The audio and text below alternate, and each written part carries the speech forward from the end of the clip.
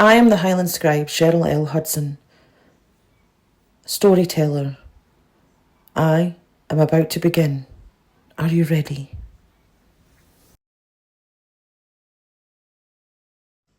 I am the Highland scribe, scribe to the stones, to the winds, to the bloodlines that walk unseen.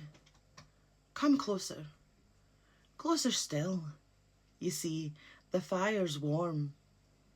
But this tale tonight, well, this tale runs wild. Now, long ago, in a land where the mists rolled low across the moors and the winds carried secrets from mountain to sea, there was a king by the name of David. His beard was silvered with age, and his eyes had grown heavy with the weight o' the years. You see, he kent his time upon the throne was coming to an end, so his mind turned to his sons, the lads that would one day rule in his stead. Hamish was the eldest. He was a braw lad, tall, dark, with eyes that could charm the birds for the trees. But he was as wild as the storm winds, a slave to wine and women. Not to mention his own reflection. Malcolm, the middle son, had hair the colour o' ripe barley and a belly to match. Lazy as a cat in the sun, he thought more about pies than he did of politics. And then there was Jock, the youngest, with curls like brambles and a sharp mind to match. Quick, kind, and more sense than either the other two put together. He was often mocked by his brothers, and he was often overlooked like he was the last bannock upon a plate. You see, the king was weary, so he sought out his oldest and wisest advisers. Send them to the forest, they said, the one that lies at the edge of the world, where nobody dares to go. Let them face what lies within it, for that place, well, it'll certainly test the soul of the true king. So King David led his sons up to the top of the castle, up to the highest tower. The wind tugged at their cloaks and the sky hung low like an omen. Stretching his hands towards the darkened woods in the distance, he said, "There lies your trial. You'll each be given a feather. Use it well." Hamish snorted. "And what am I meant to do with this? Dust the dishes?" "Father, you've lost the heed," muttered Malcolm, picking at his fingernails. But Jock said nothing. He took the feather, tucked it safely into his coat, and bowed his head. They set off that very morning, the sun struggling to pierce through the mist, and as they neared the forest, the trees grew taller, twisted with age and draped in moss, like old ghosts. They split paths. Hamish and Malcolm took the left fork, laughing and mocking as they went, while Jock stepped quietly and alone down the right, where the brambles grew thick and the silence felt heavy. Not long into their journey, the elder brothers came upon an old woman bent into, clutching her in her wiry arms, a bundle of firewood. Her face was like crumpled parchment and her eyes watery blue that shimmered with memories of things long past. Her hands were gnarled and twisted like little roots, and her shawl patched and threadbare. It hung off her shoulders like tired wings. "What brings you out here?" asked Hamish, barely hiding his scorn. "Aye, look at you. You look like something crawled out of the bog," added Malcolm, smirking. The woman looked. Voice low and slow, sort of like honey over a stone. Gie us a hand with the wood, lads, and I'll tell you where to find the Puddock King. He guards stuff so fine that even the highest of kings would kneel before you. But they only laughed harder at her. Malcolm cruel-heartedly kicked her bundle of sticks, sending them flying across the path. "Find it yourself, you old witch," he spat, and the two disappeared into the trees, leaving nothing but echoes behind them. Later, Jock came along that same path, and when he saw her struggling, he stopped at once. "Here, let me help you," he said, taking the firewood from her trembling hands. "If you dinna mind, could you hold this feather for a wee minute?" he asked kindly, slipping it into her hands. They walked together, slow and steady, as Jock gathered every scattered branch. "Do you need me to carry them to your cottage for you?" he offered. She smiled, a slow, warm thing that lit her face like the hearth of a fire on a cold night. "Nay, lad, you've done enough. Here's your feather." And she handed it back to him, and her fingers lingered just for a moment. "What is it you're seeking, laddie?" she asked. "Well, truth be told, I'm looking for a cloak," Jock replied.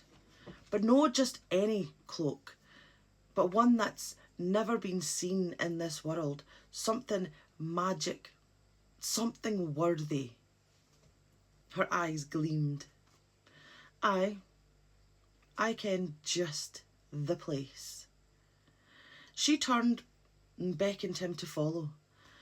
She led him down a narrow path that twisted like an old tune through the trees.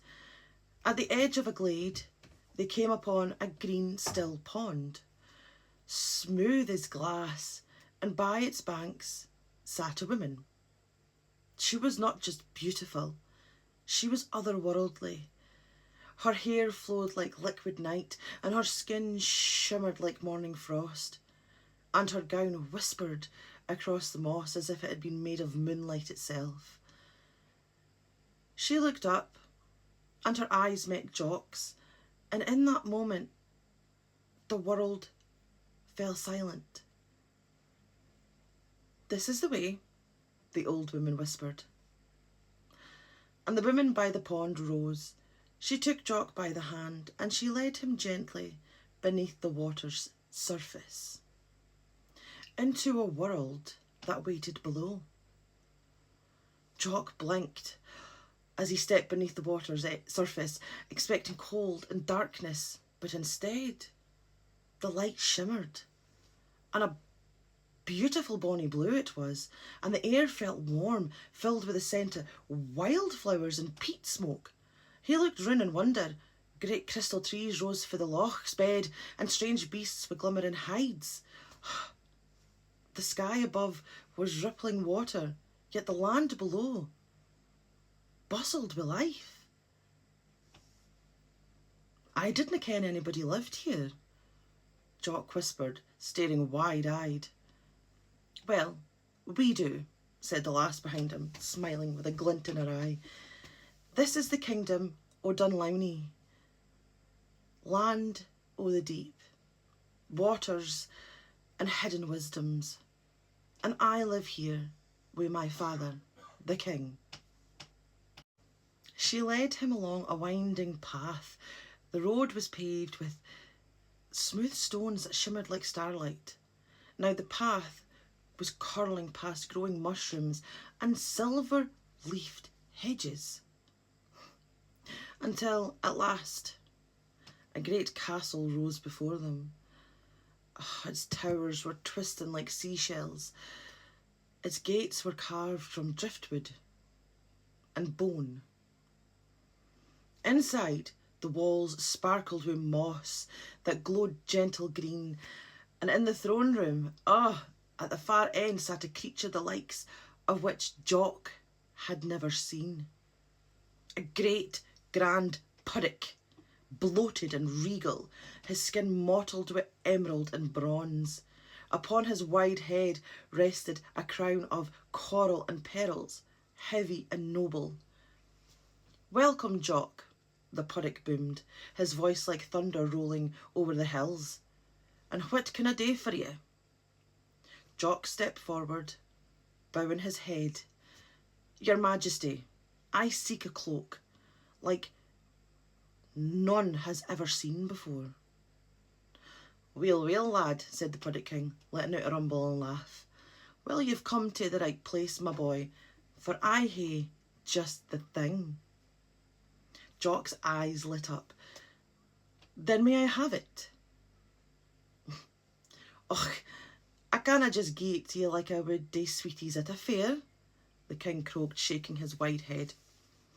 "But if you're willing to work for it, in my coal mines, dig deep and feed the fires that warm Dunlownie, then the cloak is yours." Jack nodded, without any pause.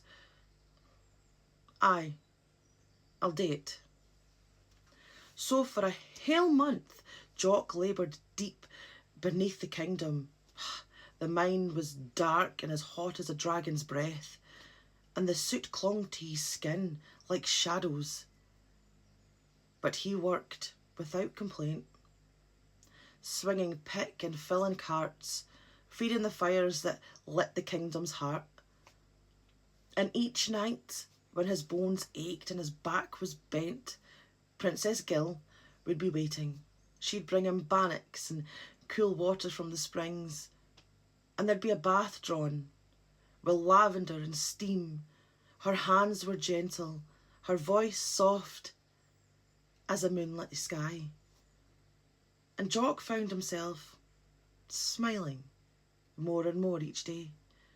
And when the month was done, he returned to the throne room, weary but proud, and the Puddock King clapped his hands and a chest was brought forth. "There you are, lad. There's your cloak." Jack opened it slowly and let out a gasp. It was woven with threads of pure gold, stitched with sapphires, rubies and emeralds, and lined with velvet as dark as the midnight sea. The cloak shimmered in the air, catching every flicker of light, twisting it into a wonder. Jack bowed low, thanked the King and Gill with all his heart, and made his way back to the world above. And when he reached his father, the other two brothers were already there. Hamish had a cloak of fox fur taken from some poor beast in the woods, no doubt, and Malcolm had draped himself in peacock feathers, crude and gaudy. King David sat upon his throne, and the feathers that they had been given laid out afore him. "Where have you been, Jock?" he asked. Jock just smiled. "Och, here and there, father. I did what needed doing." The advisers gathered, hummed and muttered as they inspected each and every cloak. And when they saw Jock's, they fell silent, mouths open like kirk doors in a storm. Then the eldest among them stood tall and declared, this cloak is fit for the king." And so the room fell silent, and all eyes turned to Jock, who still had soot on his hands and gold on his shoulders, stood quietly with a calm in his heart that no one could shake. Then it began. The castle halls weren't still for long, because Hamish and Malcolm, with faces as red as rowan berries, kicked up such a stoosh that you would think the roof would cave in. Ach, they shouted and they moaned and they stomped their feet and claimed it wasn't fair, claiming Jock had cheated, claiming his cloak was nought but a trick of the eye. King David, weary from their blethering and fighting, held up a hand. "Enough," he said. You want another chance? Fine, then you'll get it. This time, bring me the finest jewel in all of Scotland, and let that decide wha's fit to be the king. Once again, the three sons set off. Hamish and Malcolm clung to each other like midges in a mist, muttering schemes as they stomped through the glens. Then they came upon the old woman again. This time she was crouched beneath a hawthorn bush, her fingers shaking as she tried to gather wild berries and put them in her basket. "Ah, still scrabbling in the dirt, are you?" sneered Hamish. "Must be a fine life," chuckled Malcolm to himself, swiping a handful of the woman's berries, and he squashed them in his hand, leaving juice like blood upon the palms of his hands. Then he flung the rest into the burn. The old woman said nothing, just watched with sad, heavy eyes. Meanwhile, Jock had made his way to the loch. The waters shimmered, but the glade was still. No gill, no shimmering lights, no doorway to below. Then he saw her, the old woman. She was sitting on a mossy rock, and her basket still emptied, her face paler than before. "What's happened?" Jock asked, crouching down beside her. "They took them all," she said. "Every last berry. And now I canna mak my medicine." Without another word, Jock lifted up the basket from her lap. "Rest yourself there. I'll get you some more." He searched through thistle and bramble, scratching his arms and muddying his boots. But he had filled that basket to the brim with the ripest berries that the forest had to offer. And when he returned and handed the basket to her, the old woman smiled, a slow, sad smile that turned soft and then full of light. "Thank you, lad," she said. And then all of a sudden, with a shimmer, the veil lifted. There stood Gill, radiant as ever, her dark curls tumbling over her shoulders and her eyes bright with joy. "You came back," she said, and she took his hand once again. She led him again beneath the waters, back to Dunlow, where the Puddock King waited in his coral throne room. "Fit are you needing this time, lad?" the Puddock King rumbled. "Well, I've been asked to find the finest jewel in all of Scotland." "Well," said the king, puffing out his cheeks, "again you've come to the right place. But first you must earn this. If you want it, you must work my stone mines, deep, dark and cold, for another month." So you see, Jock did just that. Day after day he carved stone and dug tunnels. His hands were raw and his back bent, and each night Gil would bring him warm stews, sweet songs and clean linens. And in those quiet moments by candlelight, he kenned that he was falling in love with her. And at the month's end, the Puddock King presented him with a sapphire as big as a bannock, as dark as the midnight sea, and lit with a light from within. And back at the castle, the 3 cloaks were gone, and now 3 jewels were laid afore the court. Hamish brought back a gaudy red sapphire, more glass than anything else, and Malcolm claimed his emerald was pure, but it was chipped and dull. And when Jock unwrapped his sapphire, the room fell into a hush. Even the firelight seemed to bow towards it. The eldest advisor looked to the king and said, "This jewel, this gift, it's not just rare, it's true."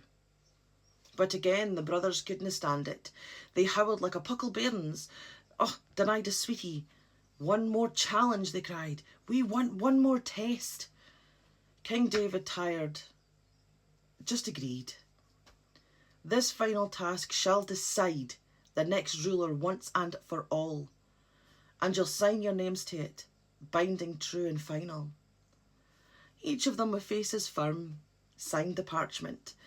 "This time," said the king, "you must bring back a bride fit to be the queen." Hamish and Malcolm rushed off, boasting about barons' daughters and high-born lasses. But Jock went straight to Dunlownie. There, with his heart thumping like a drum, he stood before the Puddock King. "I love your daughter," he said, voice trembling. "I want to marry her, if you'll allow it." The Puddock King peered at him. Long and hard he kept looking. "I believe you do, lad," he said. "But love must be proved. One last time you'll work in my salt mines for a month. And if you still want her at the end of it, she's yours." The work was cruel this time. Burning salt in the air. It cut his hands, it cut his arms, but he endured it. Gil waited for him each night, cleaning his wounds, laughing softly, and her eyes filling with pride. And at the end, they left together, hand in hand, Jock stronger, wiser, and with a love burning so deep and clear in his heart. And when the three sons returned, each brought a bride. Hamish brought a noblewoman who spoke with cold eyes and a sharp tongue. Malcolm's wife was loud and showy, dressed in silks, but she was sharp as a hawthorn. And then there was Gil, barefoot, hair in simple braids, eyes gleaming with kindness. The brothers scoffed. She's a bonny lass, but our wives are cleverer and high-born and real queens. She is not." "We'll see," said the king, and he set a final challenge. But this challenge was for the future queens. You see, each had to run a trial through the forest path, across the moat and up the tower stairs, and the first to reach him would be queen. They all signed an oath, binding it. At the trial start, the three women ran.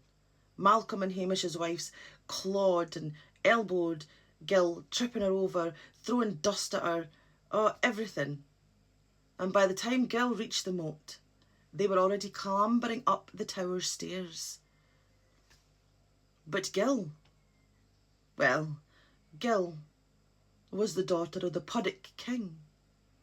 She dropped low, bent her knees, and with one great puddock leap, she soared over the moat, and in a single breath she landed soft as the rain at the base of the stairs. The others turned wide-eyed, but it was too late. Again Gil leapt, and her skirts flared like wings, and she landed straight beside the king himself. He rose, lifted her hand, and said, "Here stands your queen." Even Hamish and Malcolm, their mouths were open wide. They couldn't deny it. And so Jock and Gil were crowned, and they ruled with wisdom and kindness. The land flourished, and the rivers ran clear, and bairns grew up knowing peace. And as for the brothers, they lived with their wives in the far corners of the kingdom, never wanting, but they were never truly happy, for they had chosen pride, while Jock had chosen patience, kindness, and love. Now you see, what can be taken from this tale is that the measure of a true king lies not in riches or a roar, but in the quiet deeds, the kindness that is shown towards others, and the heart that truly endures. You see, beauty fades, jewels will dull, but character, aye, character shines for a lifetime. And the feathers, some say they were just bits of down handed out by an old king, but those who ken deeper the truths that whisper, you see, these feathers came frae sky birds o' the north, birds that see through time and choose souls fit for something greater. And each feather had its own will. You see, it tested the proud, guided the kind, and revealed the truth hidden in each one of their hearts. And that is why when Jock took his feather, with care and silence, the world watched, the winds shifted, and the old magic stirred. Because you see, feathers, like fate, always find a way. I am the Highland scribe, scribe to the stones, to the winds, to the bloodlines that walk unseen.